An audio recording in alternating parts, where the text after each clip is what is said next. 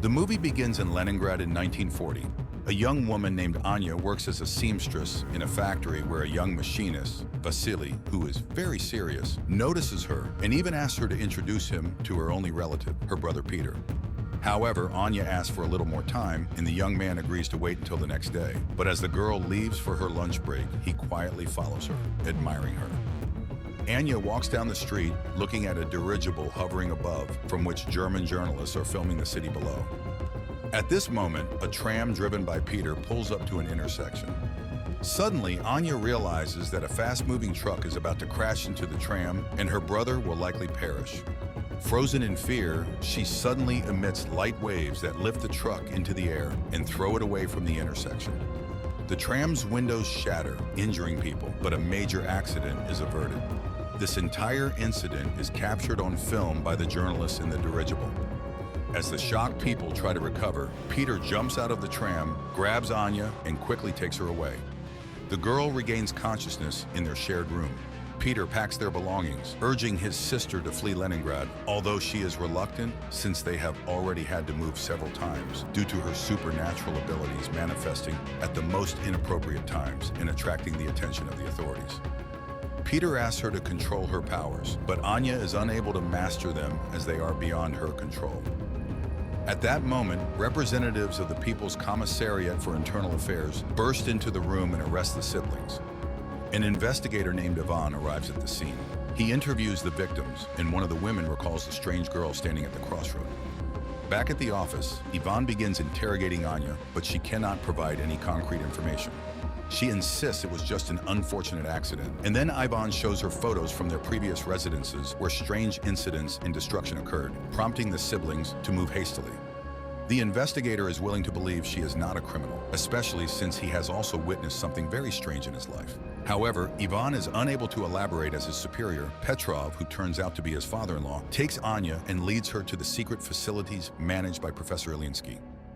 The scientist welcomes the girl, explaining that she is special, and now they will study her abilities. However, Anya refuses to cooperate until she sees her brother, and Ilinsky promises to arrange a meeting for them. Meanwhile, Ivan cannot calm down, although Petrov, who is also his father-in-law, demands he forget the incident and focus on other matters. He had already barely managed to suppress his absurd report about an incident in Madrid. Returning home, Ivan tries to tell everything to his wife Vera, but she asks him to take a vacation and forget everything that happened. The action shifts to 1936. A group of Soviet soldiers, including Ivan, engages in battle with Spanish fascists in Madrid. Suddenly, a man in a strict coat and hat, wearing a strange mask, appears before them. Looking at the soldiers, he utters something incomprehensible, after which Ivan's comrades start shooting themselves one by one. Only Ivan finds the strength to shoot at the man in the mask. The man quickly disappears, leaving Ivan amidst his fallen comrades. The year is 1940. A man in a mask named Neumann and his assistant Katerina arrive in Munich, where the woman meets a Jewish boy named Baruch on the street, who plays chess brilliantly. She offers him a ride with them, noting he can always leave if he does not like their school. An orphan agrees and gets into the car, where Neumann utters several hissing words, causing Baruch to fall asleep instantly. Neumann agrees that the boy is brilliant, but by no means possesses superpowers. However, Katerina is determined to help the boy. Meanwhile, in Moscow, Professor Ilinsky leads Anya to the laboratory where she will be studied, and fulfilling his promise, brings her to a cell to see her brother. Peter again asks her not to show her abilities, and she promises to write to him. Baruch is brought to an ancient castle owned by Neumann. The boy is laid in a hammock in a hall inhabited by many other teenagers. But when the adults leave, he wakes up and is frightened by the dark silhouettes surrounding him. Back in Moscow, Professor Ilinsky leads Anya to a separate room, more like a cell, and locks her in there. He then reports to Petrov that he has never seen anything like it. The girl is a scientific discovery, a unique case, to which the chief objects. She is a new weapon.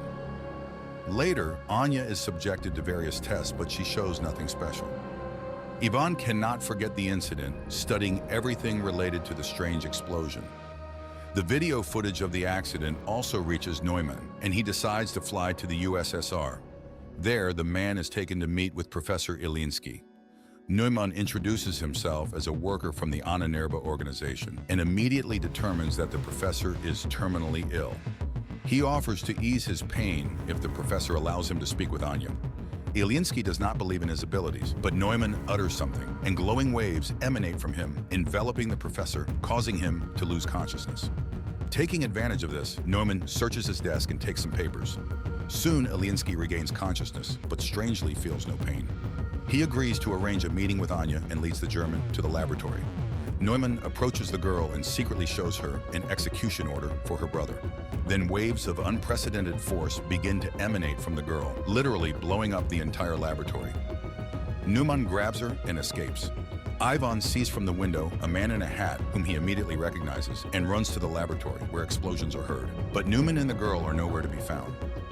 The narrative shifts to 1924. In a remote Karelian village, a woman lives with two children, Peter and Anya. One day they go with the village boys into the forest. Suddenly a pack of wolves leaps out at the children. The children freeze in fear, but waves emanate from Anya, scattering the beasts. When the men arrive at the clearing, they find the girl dead. 1940.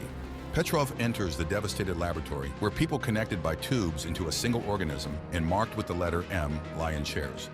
At first glance, this structure was not damaged by the explosion, as the injured Ilinsky lying nearby confirms.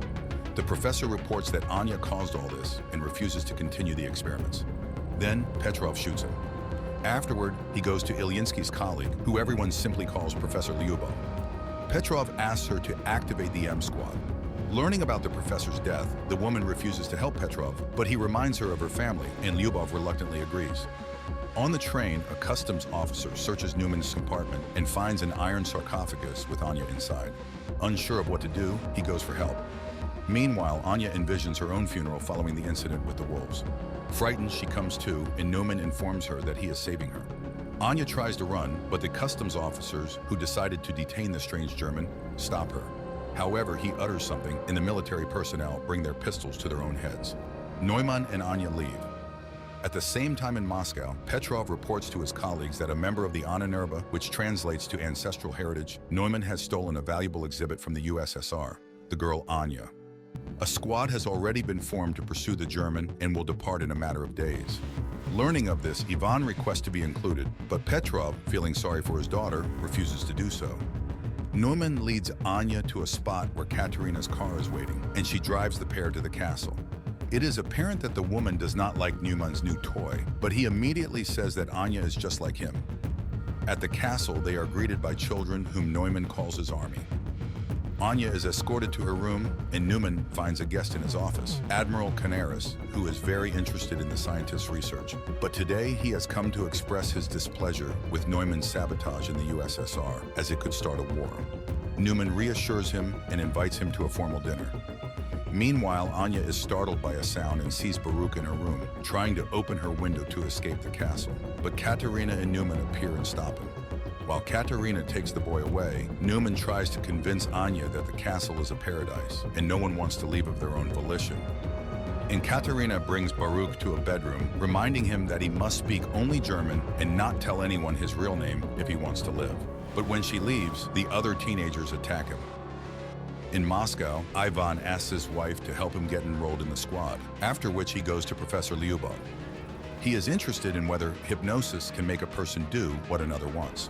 The professor asks him not to travel to Germany, but he is determined to find the man in the mask. In the castle, Anya finds Baruch hanging. The boy tries to explain that the others hate him and beat him, therefore he wants to run away. But Anya admits that it was the same for her until she became strong, and he can too. Later they find Neumann in the park, who promises Anya he will teach her to control her power. He explains that he inherited the castle from the person who adopted him, and now it serves as a refuge. He has set up Anya's room according to her taste and hopes she will like it here.